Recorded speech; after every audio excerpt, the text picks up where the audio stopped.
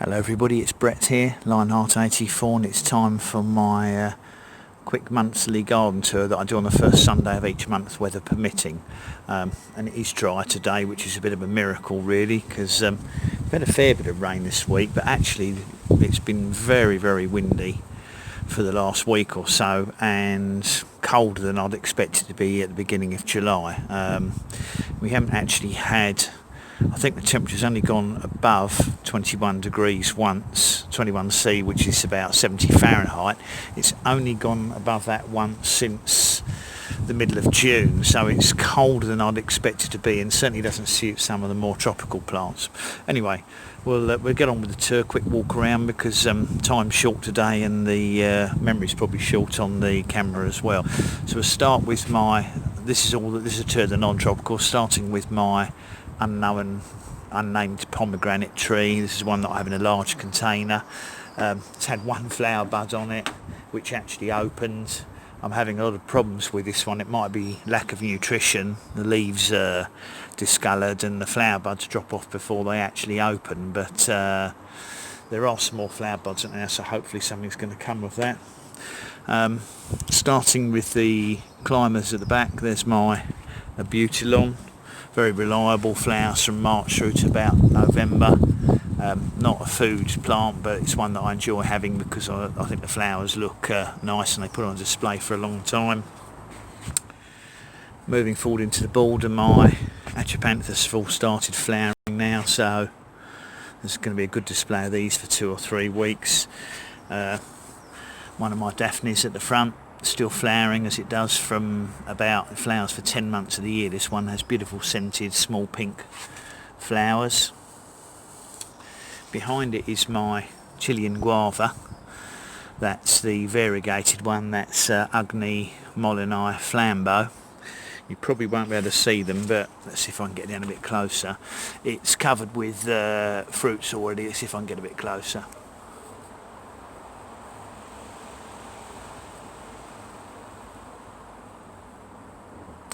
You can probably just about make those out, but it's got loads of fruits on it. I think there should be about pea-sized fruits by the end of the summer.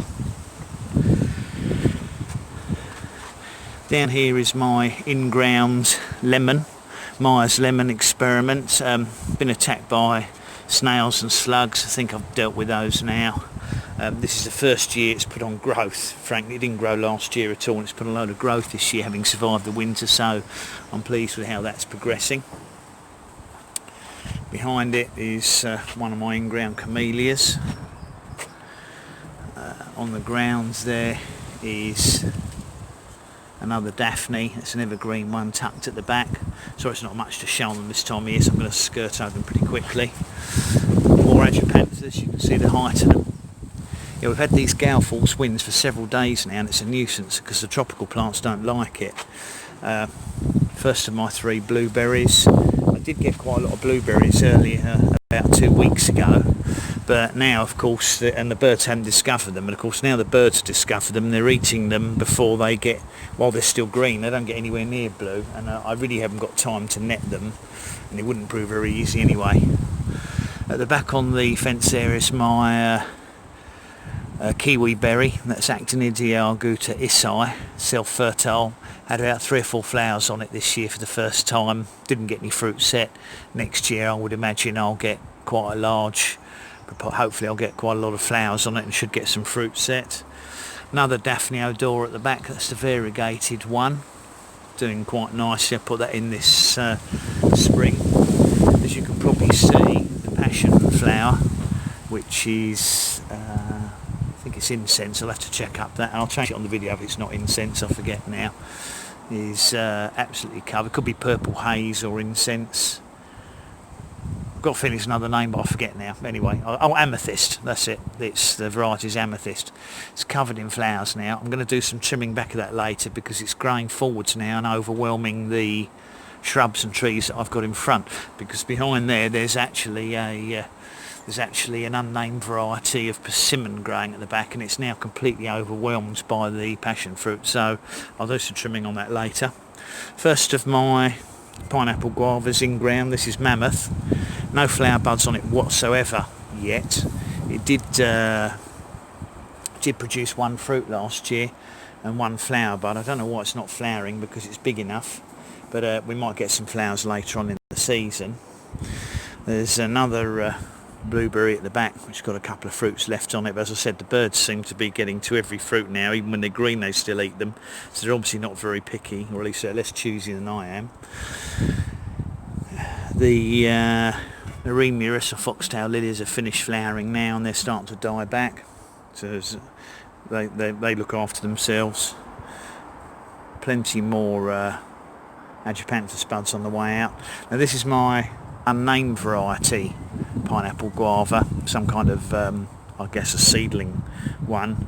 It's absolutely covered in flowers, totally covered in flowers. I'm not even bothering trying to hand pollinate them this year because frankly it's been so windy and we've had so much rain and it's been cold. It really wasn't worth coming out and pollinating them. You really need a few days sunny weather for the pollen to release, but there's so many flowers on it. I think, to be honest, they'll cross-pollinate each other, and as you can see, the passion fruit or passion flower, that's amethyst, is growing out amongst the shrubs, so I need to deal with that later. Now interestingly, this is my first pomegranate, first in-ground pomegranate that I've had. This is a small bush one, unnamed variety that came from Burncoose nurseries, and I wasn't expecting to see any flower buds on it, but in actual fact this is doing better than the one in the pot. There's flower buds there. There's also more flower buds coming inside there, so this is going to get flowers on it. It seems to me it suits them a lot better being in the ground. Still covered in flowers on my Caesalpinia. It's looking beautiful. Behind it is, tucked away behind there, is one of my American pawpaws. That one is sunflower. It's putting on a little bit of growth this year. Not overwhelmingly fast, but at least there's something happening. On the fence at the back is a campsis. Can't remember the variety. Should be flowering in about 2 or 3 weeks time, all being well, if I get some flower buds this year. That's just cover for the hedge.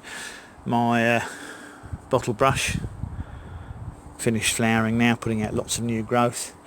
This is my third in-ground pineapple guava. This one's Triumph. Did have 2 fruits on it last year and it's got plenty of flower bud on it. As I said, I haven't been cross-pollinating it with the other plants, so it may well be that I won't get fruit set, but I'm not too worried. I just haven't had time at the moment.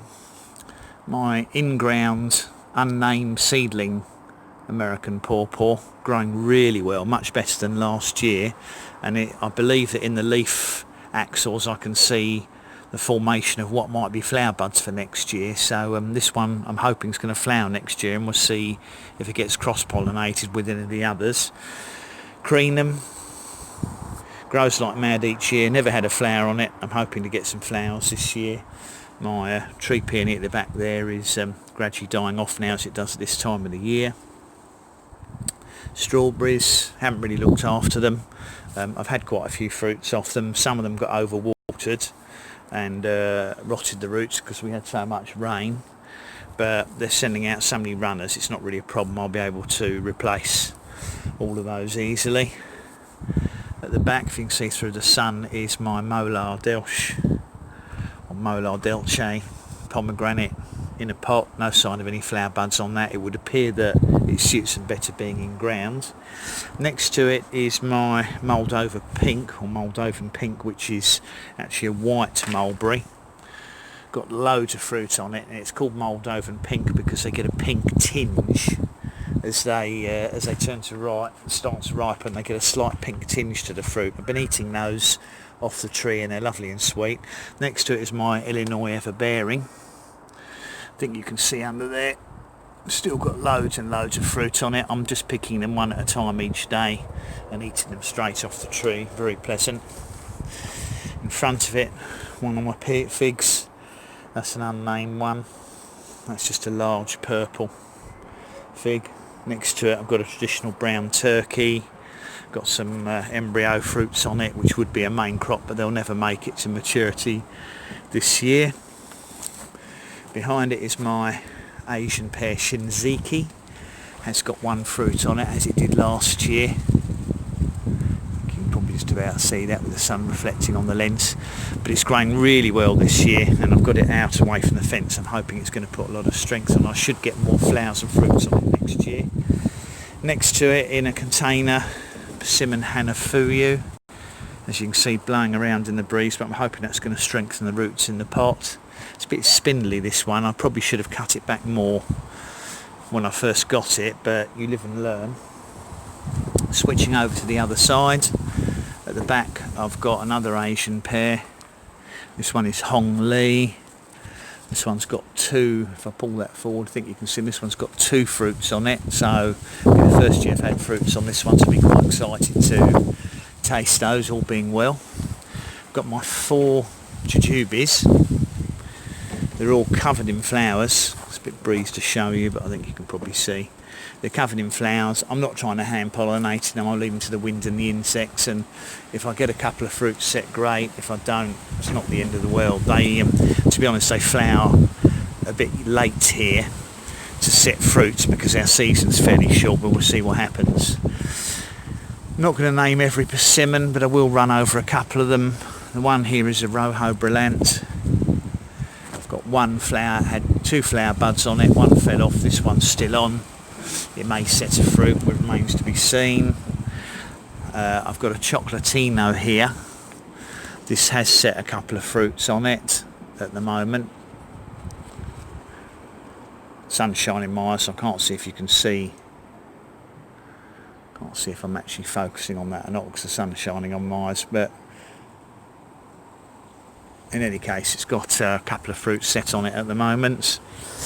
Most of the other persimmons haven't got fruit on them. They're probably about a year away. Next year I would think I'll get loads of fruits. I think the one at the back is a Garretson that's taking a pounding from the wind. I haven't got them staked deliberately because I'm trying to get them to put down stronger roots, but if it gets too windy, and looking at the way that tree's swinging around, I might be forced to put stakes in some of the pots and give them some extra protection. Next to it is another Hanafuyu. This is my Fuyu here. Has got at the moment what looks like one fruit. It had 1 flower on it. It looks like it's set 1 fruit. Not going to name all the persimmons, takes too long, but I will look at this one here. This is Lotus. This is a species. Has got fruit set on it. You won't be able to see them, but at the back I've got a gyro that has got about 3 or 4 flowers on it. Look as if they've set fruit, so should get some more gyros this year.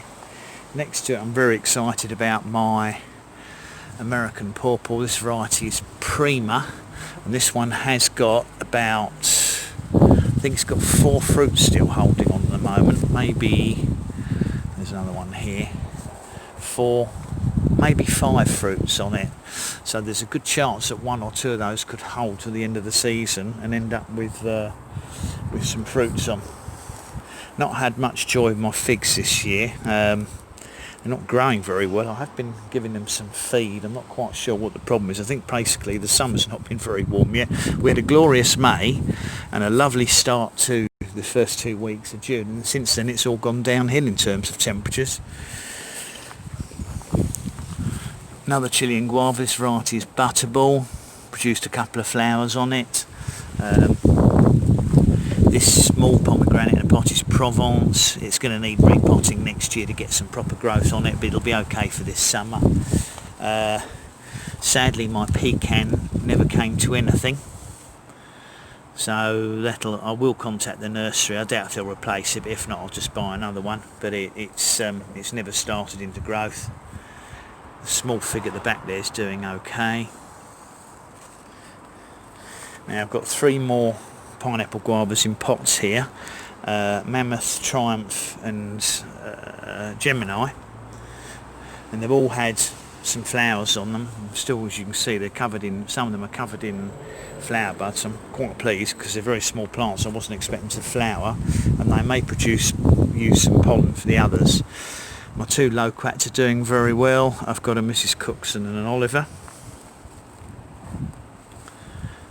Doing fantastically well. My Calicanthus Aphrodite is virtually finished flowering now, but it looks like there's one more flower bud to come. Should be open the next week or so. I'll have to check the watering on these plants later as well. There's another Chilean guava, another variegated one, Agni Molyneux Flambeau. This one's had quite a few flowers on it. I wasn't expecting it to, as it's in a small container, but it's done quite well. So that's just a quick overview of my mostly persimmon collection, doing very nicely. Quick look at my tomatoes. One on the front's a beef, one of the beef tomatoes. Labels, there's a label. It's called Beefmaster F1. First one, Beefmaster F1. That's doing well, setting fruit. Going to feed them today. There's quite a lot of fruit coming up in there already. One next to it is a money maker, very traditional, easy to grow variety. The one next to it is a plum tomato Roma, setting fruits as well. There's a little bit of maintenance on them later today. Just a few of my ornamental flowering troughs. Just finishing off quickly. Wandering to the back. That's my Passiflora incarnata. That one there's doing well. That's the Maypop. Can produce edible passion fruits and is hardy outside in our climate if the wet doesn't get to it. 3 more tomato varieties. Sun Gold is the first one. It's got plenty of fruits on it already. One next to it is Alicante. Also set plenty of fruits. And the final one is Gardener's Delight, and that's also got plenty of fruit. So looks like a much better year for tomatoes than last year, which was a bit of a disaster. So they're setting nice. You're going to get a good tomato set. Alocasia, Caladora's coming up well. I'm going to divide this and pot several of these, split this into several plants later this year. More Agipanthus. Variegated rhododendron, didn't flower for some reason or other this year, but it's putting on strong growth. More Agipanthus, different variety. Just going to show quickly my 2 pot grown camellias are doing much better than the one in the ground for whatever reason. And to finish off, my allegedly Rouge de Bordeaux fig, which has got 1 Braber on it.